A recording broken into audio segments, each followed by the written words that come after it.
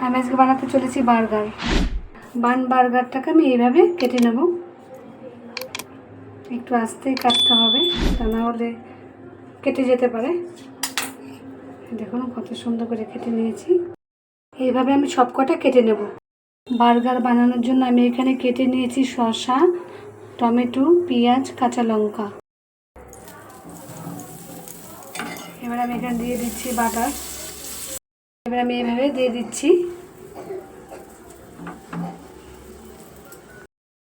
এবার একটু আমি ভালো করে সেঁকে নেব ভেতরটা।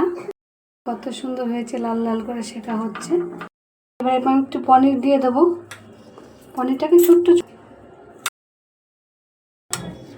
ঠিক এইভাবে কেটে নেব। আমি এটাকে একটু ভেজে নেব হালকা করে।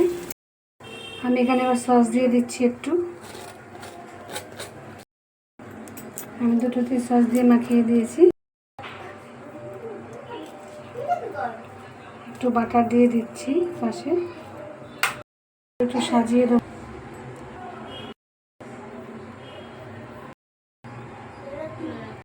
পনির এইভাবে বেশ ভালোই লাগে খেতে। এখানে কাঁচা লঙ্কা দিয়ে দিচ্ছি 2-1 কুচি। একটু পনির ঘষে দিচ্ছি, বেশ ভালোই লাগে খেতে। এবার আমি আটকিয়ে দিচ্ছি। খুবই সুন্দর লাগবে খেতে। অবশ্যই আপনারা বাড়িতে করে খেয়ে দেখবেন একবার, দারুণ লাগবে খেতে। বানানো হয়ে গেছে। আমার ভিডিওটা যদি আপনাদের ভালো লাগে অবশ্যই লাইক, কমেন্ট, সাবস্ক্রাইব করতে ভুলবেন না বন্ধুরা।